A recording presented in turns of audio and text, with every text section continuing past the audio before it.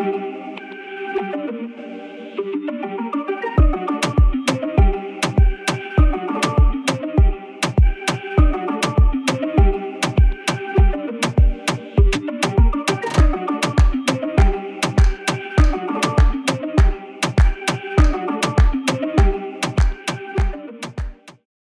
friends, welcome back to my channel Subir Motovlogs. Present అయితే మనం ఒంగోలు అవుట్స్కర్ట్స్లో అయితే ఉన్నాము. చూసారు కదా, ఈ ఒంగోలు 27 కిలోమీటర్స్ యువతలకి అయితే వచ్చేస్తున్నాము. ప్రజెంట్ అయితే మనం వెళ్తున్న లొకేషన్ ఎక్కడికి ఏంటి, అది ఎంత డిస్టెన్స్ దూరం ఉంది, అదంతా అయితే మీకు రన్నింగ్లో అయితే చెప్తాను. వెదర్ మాత్రం నెక్స్ట్ లెవెల్లో ఉంది. మనం ప్రజెంట్ అయితే ఒంగోలు టౌన్ దాటి 27 కిలోమీటర్స్ అయితే వచ్చేస్తున్నాం అనమాట. ఇక్కడి నుంచి మనం వెళ్ళాల్సిన లొకేషన్ వచ్చి నియర్లీ 170 కిలోమీటర్స్ అయితే ఉంది. అండ్ ఇక్కడ నుంచి బయలుదేరిన తర్వాత ఎక్కడికి వెళ్ళాలంటే మనం ఇక్కడ నుంచి మేదరమెట్ల, అంటే ఇప్పుడు మనం మేదరమెట్ల దరిదాపులో ఉన్నాం. మేదరమెట్ల దాటిన తర్వాత చిలకలూరుపేట, తర్వాత గుంటూరు నుంచి మనం వెళ్ళాల్సిన లొకేషన్ ఉంది. ఓకే, అది కాకుండా వెదర్ రాత్రి నుంచి అయితే ఫుల్ రైన్ అయితే పడింది. అందుకని చెప్పి వెదర్ కొంచెం అయితే కూల్గా ఉందన్నమాట. నిన్నైతే టెంపరేచర్ నియర్లీ 42 దాకా ఉంది. ఫుల్ హ్యూమిడిటీ, అసలుకి ఎంత ఎండ అయితే అంత ఎండ ఉన్నిందనమాట, మొత్తం హీట్ వేవ్స్ తోటి. ఓకే, మనం అయితే వీడియోలోకి వెళ్ళిపోతాం. మీకు ఇంకా అసలుకి ఆగటం లేదు వెహికల్స్. మనం అయితే రన్నింగ్లోకి వెళ్ళిన తర్వాత మిగిలిన ఇన్ఫర్మేషన్ అయితే మీతో అయితే షేర్ చేసుకుంటాం. Let's go. ఎవరైనా కొత్తగా మన ఛానల్ చూస్తున్నట్లయితే మన ఛానల్ని సబ్స్క్రైబ్ చేయండి, మన వీడియోస్ని లైక్ చేయండి, షేర్ చేయండి. Okay, let's get into the video, let's go.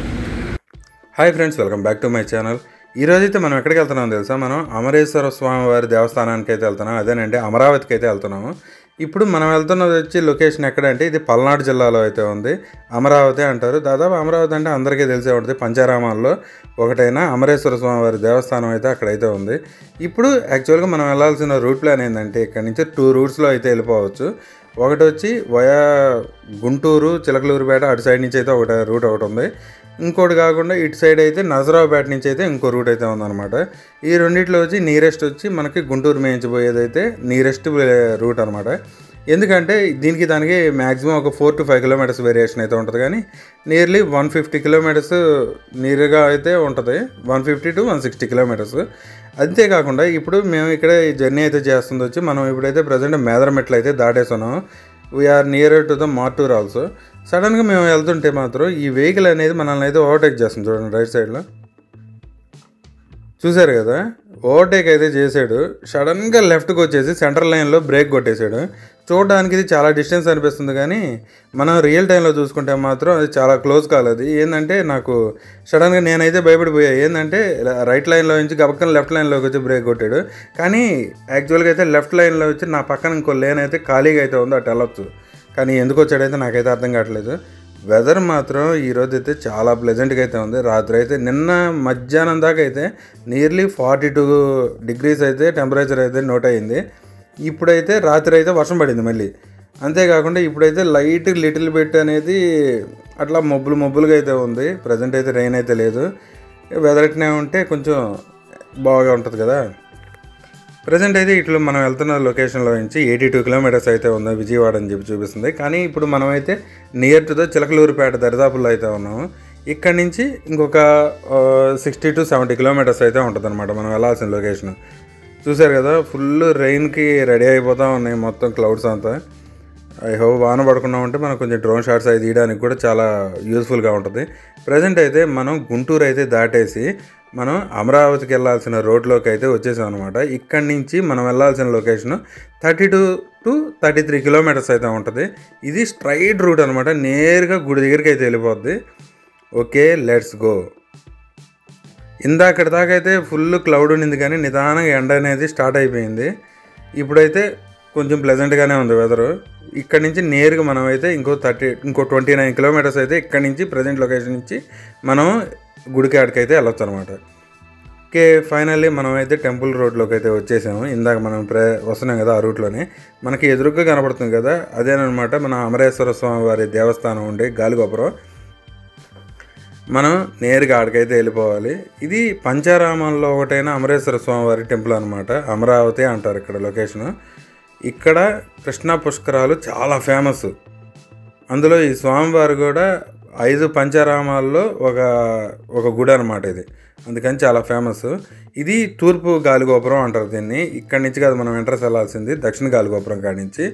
ఇప్పుడు మనకి లెఫ్ట్ సైడ్లో కనిపిస్తుంది కదా పార్వతీ పరమేశ్వరులు వినాయకుడు ఉండేది. ఇది మనకి రథం ఉంటుంది కదా, రథం అయితే దాని లోపల ఉంటుంది. ఇప్పుడు మనం ఇప్పుడు వెహికల్ అయితే తీసుకొని వచ్చాం కదా, ఈ వెహికల్ అయితే పార్క్ చేసి అయితే మనం గుడిలోకి అయితే వెళ్ళిపోవాలి. యాక్చువల్గా ఎంట్రీ ప్లేస్ అయితే ఇది కాదు, ఇది తూర్పు గాలిగోపురం కదా. ఇప్పుడు రైట్ సైడ్ అయితే తిరిగితే మనం నేరుగా పార్కింగ్ ఏరియాకి వెళ్ళిపోవచ్చు, అక్కడి నుంచి దర్శనంకి అయితే వెళ్ళిపోవచ్చు. ఇప్పుడు మనం వెళ్తున్న లొకేషన్లో మనకు రైట్ సైడ్ కనిపిస్తుంది కదా, అన్నదాన సత్రం అనమాట. ఓన్లీ 6 వయసుల వరకేనంట. అట్లా ఒక్కొక్కరికే ఒక్కటే. ఇప్పుడు ఇక్కడి నుంచి మనం లెఫ్ట్కి తిరిగామంటే డైరెక్ట్గా పార్కింగ్ ప్లాట్కి అయితే వెళ్ళిపోవచ్చు. మీకు రైట్ సైడ్ కనిపిస్తుంది కదా, ఇది హరిత రిసార్ట్స్ అనమాట. ఇది ఇక్కడ మనకి రూమ్స్ కూడా అవైలబిలిటీ ఉంటాయి. దాంతోపాటు మనకి ఇక్కడ కనిపిస్తుంది కదా, మనం అయితే మన కార్ అనేది ఈ పార్కింగ్ లాట్లో పార్క్ చేసేసాము.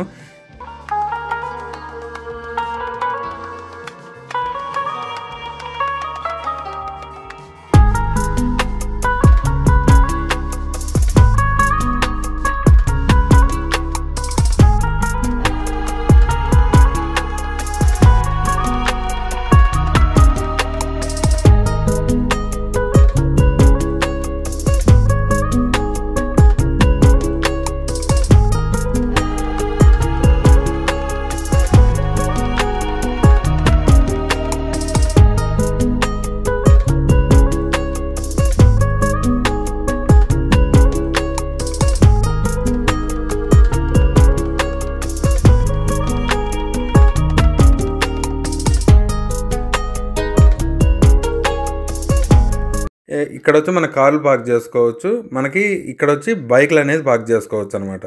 మనం కొంచెం రైట్ సైడ్కి కానీ తిరిగామనుకోండి, నేరుగా మనకి కృష్ణానది అయితే కనిపిస్తూ ఉంటుంది. ఇప్పుడైతే ఎంత కొంచెం జనాలు తక్కువగా ఉన్నారు, కానీ అదే కానీ శివరాత్రి రోజు కానీ తర్వాత మనకి కృష్ణా పుష్కరాలు అయితే జరుగుతాయి కదా, ఆ రోజుల్లో అయితే అసలుకి ఇసుకేస్తే రాళ్ళంతమంది జనాలు అయితే వస్తారు.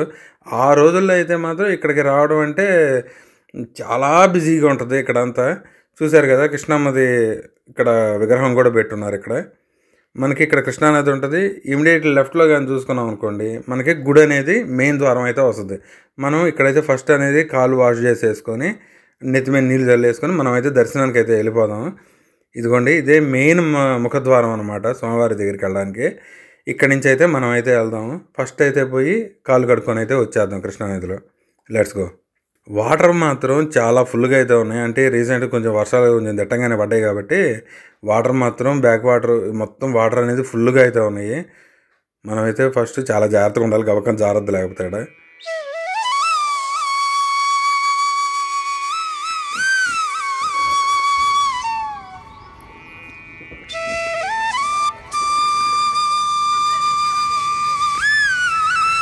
మనమైతే దర్శనానికి అయితే వెళ్ళిపోదాం. యాక్చువల్గా ఏంటంటే ఇక్కడ ఇంకైతే మనం బయలుదేరదాం, స్వామివారి దర్శనానికి అయితే మనం బయలుదేరదాం.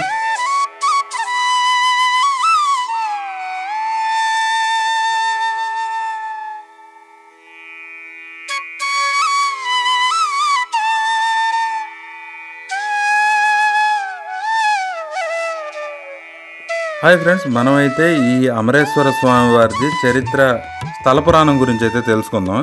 ఇది మన అమరావతిలో ఉన్న ఈ అమరేశ్వరాలయం అనేది పల్నాడు జిల్లాలో ఉన్న కృష్ణానది తీరాన అయితే ఈ అమరావతి అయితే ఉంది. ఇక్కడ ఉన్న స్వామివారిని అమరేశ్వర స్వామివారు అంటారు. ఇది చాలా ప్రాచీనమైన ఆలయం. దీనికి 4 వైపులా 4 గాలిగోపురాలు అయితే ఉన్న ఆలయం ఇది, ఈ అమరేశ్వర ఆలయం. ఇది చాలా చారిత్రాత్మక ప్రసిద్ధి చెందిన పురాతన దేవాలయం అన్నమాట, అమరావతి టెంపుల్. ఇది కృష్ణానది తీరాన అయితే ఉంది. ఇక్కడ భక్తులకి కోరికలు తీర్చే అమరేశ్వరునిగా అయితే స్వామివారు అయితే కొలువై ఉన్నారు. ఇక్కడ మామూలుగా అయితే ఈ టెంపుల్కి అయితే 4 గాలిగోపురాలు అయితే ఉన్నాయి 4 వైపులా. ఈ తూర్పు వైపు ఉన్న గాలిగోపురానికి ఏంటంటే అక్కడి నుంచి 20 గజాల దూరంలో కృష్ణానదికి వెళ్ళడానికి అయితే ఒక దారి అయితే ఉంది. మనం ఫస్ట్లో స్టార్టింగ్లో కార్ పార్కింగ్ నుంచి అయితే వచ్చాం కదా, కార్ పార్కింగ్కి వచ్చే రూటు అది ఫ్రంట్ గాలిగోపురం నుంచి అయితే అక్కడికైతే దారి అయితే ఉంది. దక్షిణం వైపు ఉన్న గాలిగోపురం నుంచే లోపలికి ఎవరైనా ప్రవేశించాలన్నమాట. మెయిన్ దర్శనం చేసుకోవాలంటే మాత్రం ఈ దక్షిణ గాలిగోపురం నుంచే లోపలికి ప్రవేశించాలి. ఇది ప్రధాన గాలిగోపురంకి ఎదురు ఉన్న పెద్ద వీధి అనమాట. అంటే మెయిన్ తూర్పు వాకిలి ఉంది కదా, అక్కడ ఉన్న పెద్ద వీధిని రాజమార్గం అంటారు. ఎవరైనా సరే గుడికి వచ్చినప్పుడు ఏంటంటే ఇక్కడ అమరేశ్వర స్వామి వారిని దర్శించుకోవాలని కృష్ణానదిలో స్నానం ఆచరించి వచ్చి స్వామివారిని అయితే దర్శనం చేసుకుంటారు. ఇది దక్షిణ దిక్కున్న గాలిగోపురం నుండి మనం ఎట్లా స్వామివారిని చూస్తామంటే ఒక ప్రదక్షిణ రీతిలో అయితే బయలుదేరి వరుసగా మనకి లోపల అయితే చాలా గుళ్ళు అయితే ఉంటాయి. అవి ఏమేమి ఉంటాయంటే ప్రణమేశ్వరుడు, ఆదిశంకరాచార్యులు, కాశీ విశ్వనాథుడు, ఉమామహేశ్వరులు, దత్తాత్రేయ స్వామి, రుద్రపాదములు, జ్వాలాముఖి అమ్మవారు, అగస్యముని టెంపుల్ ఒకటి ఉంది. తర్వాత పార్థివేశ్వరుడు, సోమేశ్వరుడు, నాగేశ్వరుడు, మహిషాసుర మర్దినీదేవి, కోసలేశ్వరుడు, వీరభద్రుడు, ఇట్లా చాలా దేవతామూర్తులు అయితే మనకైతే లోపలైతే కనిపిస్తారు గుడి లోపల వైపు అంతా. ఇక్కడ స్థల పురాణం ఏంటంటే అసలు మెయిన్గా స్థల పురాణం గురించి మాట్లాడుకుంటే పూర్వం తారకుడు అనే రాక్షసుడు అయితే ఉండేవాడు. ఆయన ఒక రాక్షసుడు అనమాట. ఆయన చాలా పెద్ద శివభక్తుడు. ఆయన తన భక్తితో శివుడిని మెప్పించి శివుని యొక్క ఆత్మలింగం అయితే పొందుతాడు. ఈ ఆత్మలింగం ధరించి తారకాసురుడు మనుషులనే కాకుండా దేవతలను కూడా చాలా హింసిస్తాడనమాట. ఈ హింసలను భరించలేక దేవతలు వీళ్ళందరూ శివుని దగ్గరికి అయితే వెళ్ళి తమను రక్షించమని అడుగుతారు. దానికి శివుడు ఏం చేస్తాడంటే తన కుమారుని పిలిచి, అంటే కుమారస్వామిని పిలుస్తాడనమాట. కుమారస్వామిని అయితే పిలిచి నీవు వెళ్ళి ఆ తారకాసుడిని వధించి దేవతల్ని కాపాడామని చెప్పి చెప్తాడనమాట. అప్పుడు కుమారస్వామి తండ్రి ఆజ్ఞానుసారం కుమారస్వామి వెళ్ళి ఆ తారకాసుడిని ఎదిరించి యుద్ధం చేస్తాడు. వారిద్దరి మధ్య అయితే చాలా పెద్ద యుద్ధం అయితే జరుగుద్ది. ఈ యుద్ధంలో కుమారస్వామి చాలా అస్త్రాలన్నీ ప్రయోగిస్తూ ఉంటాడు, కానీ అన్నీ విఫలం అవుతూ ఉంటాయి. దానికి కారణం ఏందో తెలియక అలా ఆలోచిస్తూ ఉండగా దానికి కారణం ఏంది అని ఆలోచించగా కుమారస్వామికి ఆత్మలింగం మహిమ వల్ల ఆయన ప్రయోగించిన అస్త్రాలన్నీ విఫలం అవుతాయని తెలుస్తుంది. అప్పుడు కుమారస్వామి వెంటనే శివుడిని ప్రార్థించి ఒక దివ్యాస్త్రాన్ని పొంది దాన్ని అయితే తారకాసుడి మీద అయితే ప్రయోగిస్తాడు. అప్పుడేమవుద్ది, ఆ అస్త్రం డైరెక్ట్గా తారకాసుడిని ధరించిన ఆత్మలింగానికి తగిలి ఆ ఆత్మలింగం 5 ముక్కలు చేస్తుంది. ఆ తరువాత ఆ అస్త్రం తారకాసుడిని వధిస్తుంది అనమాట. ఈ 5 ముక్కలు చెదిరి శివలింగాలు అయ్యి 5 చోట్ల అయితే పడతాయి అన్నమాట. ఈ 5 చోట్ల పడ్డ ఈ శివలింగాలని ఆరామాలు అంటారు. అంటే 5 చోట్ల పడ్డ ఉంటాయి కదా శివలింగం, ఈ 5 చోట్ల పడ్డ శివలింగాలని ఆరామాలు అంటారనమాట. అందులో ఒక ఆరామం వచ్చి అమరావతి. ఇక్కడ పడిన శివలింగాన్ని ఇంద్రుడు పూజించి అక్కడే ప్రతిష్ఠించాడంట. అందుకని ప్రతిష్ఠించి ఆలయం కూడా కట్టించాడంట. అందుకని దీన్ని అమరేశ్వరాలయం అని చాలా ప్రసిద్ధి చెందిందనమాట ఈ గుడి. అందుకే ఆయన పేరు కూడా అమరేశ్వర స్వామి అని ఉంటుంది. ఇది మనకు ఈ కథ ద్వారా తెలిసే స్థల పురాణం. తర్వాత కొన్ని రోజులు గడిచే కొద్దీ కొండవీటి రాజులపై, అంటే మనకి ఆ తరం దాటిపోయిన తర్వాత కొండవీటి రెడ్డి రాజుల మీద అయితే విజయం సాధించిన తర్వాత 1515 సంవత్సరంలో చరిత్ర ప్రకారం కృష్ణానది తీరంలో అమరావతిని అయితే మనకి శ్రీకృష్ణదేవరాయలు ఉన్నారు కదా, ఆయన అయితే దర్శిస్తారంట. దర్శించి ఇక్కడ అమరేశ్వర స్వామి వారికి అయితే పూజలు నిర్వహించినట్టు, స్వామివారికి దీపదీప నైవేద్యాల కోసం పంట భూముల ఆలయానికి దానం చేసినట్టు ఇక్కడ శాసనం ద్వారా అయితే మనకైతే తెలుస్తుంది. ఇప్పటికైతే ఆ శాసనం కూడా అక్కడే ఉంది. అది ఎక్కడంటే ఇక్కడ శ్రీకృష్ణదేవరాయలు ఏం చేస్తారంటే తులాభారం తూగారంట. అంటే తన బరువుకు సమానమైన బంగారాన్ని పేదలకు పంచిపెట్టినట్లు ఆ శాసనంలో అయితే రాసింది. ఇందుకు గుర్తుగా రాయలవారు నిర్మించిన తులాభార మండపం, దాని ముందు వేయించిన శాసనం ఉంటుంది కదా, అది ఇప్పటికీ అక్కడైతే ఉంది. మీకైతే నేను ఆ వీడియో కూడా అయితే పెడతాను. అది దాని మీద కూడా 1515 సంవత్సరం అని చెప్పి కూడా రాసి ఉంటుంది. అంతేకాకుండా ఈ ఆలయంలో ఏంటంటే దక్షిణ 2వ ప్రాకారంలో ఈ మండపం అయితే ఉంది. ఇప్పుడు నేను చెప్పాను కదా శ్రీకృష్ణదేవరాయలది మండపం ఉందని, అది 2వ ప్రాకారంలో అయితే ఈ మండపం అయితే ఉంది. కాలక్రమేణా ఇది అమరావతి సంస్థానాధిపతులైన శ్రీ రాజా వాసిరెడ్డి వెంకటాద్రి నాయుడు గారి పాలనలోకి అయితే వచ్చింది. ఈ ఆలయానికి ముఖ్యంగా అయితే 3 ప్రాకారాలు ఉంటాయి. వాటిలో అయితే కొన్ని టెంపుల్స్ అయితే ఉంటాయి అన్నమాట. కొన్ని అంటే ప్రతి ప్రాకారంలో టెంపుల్స్ అయితే ఉంటాయి. అట్లా 1-2 ప్రాకారాల మధ్యలో అయితే మహిషాసుర మర్దిని అమ్మవారు, తర్వాత కోసలేశ్వర స్వామి, వీరభద్రుడు, కాశీ విశ్వనాథుడు, అన్నపూర్ణమ్మ, తర్వాత దత్తాత్రేయుడు, అమరేశ్వరుడు, జ్వాలాముఖి అమ్మవారు, అగస్యేశ్వరుడు, పార్థివేశ్వరుడు, సోమేశ్వరుడు దేవతామూర్తులు అనేది ఈ ఈ 1-2 ప్రాకారాల మధ్యలో అయితే ఉంటాయి అన్నమాట.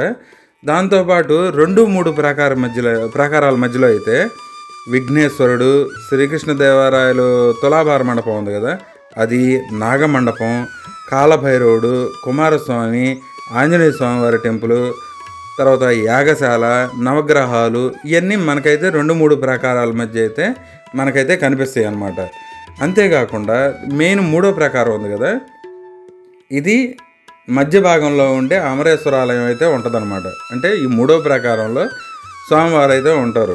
దీన్ని 3 భాగాలుగా అయితే విభజించారు. ఈ ఆలయం వచ్చి 3 భాగాలు కదా, వాటిలో ఫస్ట్ది వచ్చి గర్భగృహం, అంతరాలయం, మండపం అనే 3 భాగాలుగా అయితే ఉంటుంది. వాటిల్లో గర్భాలయంలో వచ్చి స్వామివారు అమరేశ్వర స్వామివారు అయితే ఉండగా, దాంతోపాటు మండపంలో రాజా వాసిరెడ్డి వెంకటాద్రి నాయుడు గారిది కాంస్య విగ్రహం అయితే ఉంటుందంట. ఆ మండపానికి ఎడమ భాగంలో చాముండేశ్వరి అమ్మవారి టెంపుల్ అయితే ఉంటుంది. కుడి భాగాన్ని వచ్చి కాళహస్తీశ్వర స్వామివారి టెంపుల్ అయితే ఉంటుంది. ముందు భాగంలో వచ్చేటప్పటికి సూర్యభగవానుడు మనకైతే దర్శనమిస్తాడు. ఈ ఆలయంలో నైరుతి మూల వెంకటేశ్వర స్వామివారి టెంపుల్ అయితే ఉంటుంది. దాన్ని దాటి కొంచెం ముందుకు కానీ వస్తే వాయువ్య మూల వచ్చి కాశీ విశ్వనాథుడి టెంపుల్ అయితే ఉంటుంది అనమాట.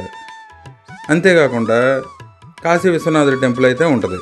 ఈశాన్య మూల వచ్చి వేణుగోపాల స్వామివారి టెంపుల్, దక్షిణ భాగాన్ని వచ్చి కాళహస్తీశ్వర స్వామివారు అయితే మనకైతే దర్శనమిస్తారు. ఈ గుడిలో శివలింగం అనేది చాలా పొడుగా ఉండేదన్నమాట. అంటే అది గణనీయంగా పెరుగుతూ ఉండింది.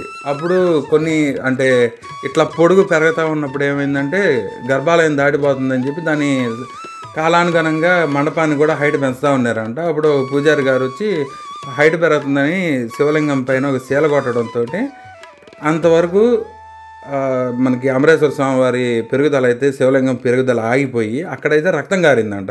ఇప్పటికీ మనం అభిషేకానికి కానీ వాటికి కానీ వెళ్తే మనకి దర్శనానికి పైకి వెళ్తాం కదా, మనకి పైకి మెట్లు అయితే ఉంటాయి. పైన మెట్ల దగ్గర అయితే మనకి ఇప్పటికీ రక్తపు చారలు అయితే అక్కడైతే మనకు చూపిస్తారు.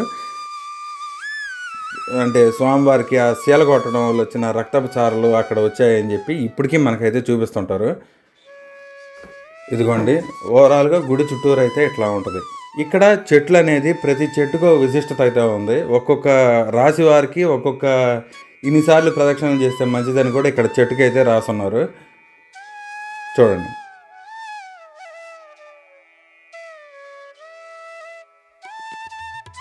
ఇది మనకి అమరేశ్వర స్వామి వారి గుడి గురించి అయితే పూర్తి వివరాలు. ఎవరైనా కొత్తగా మన ఛానల్ చూస్తున్నట్లయితే మన ఛానల్ని సబ్స్క్రైబ్ చేయండి, మన వీడియోస్ని లైక్ చేయండి, షేర్ చేయండి. Okay, thanks for watching. Thank you very much.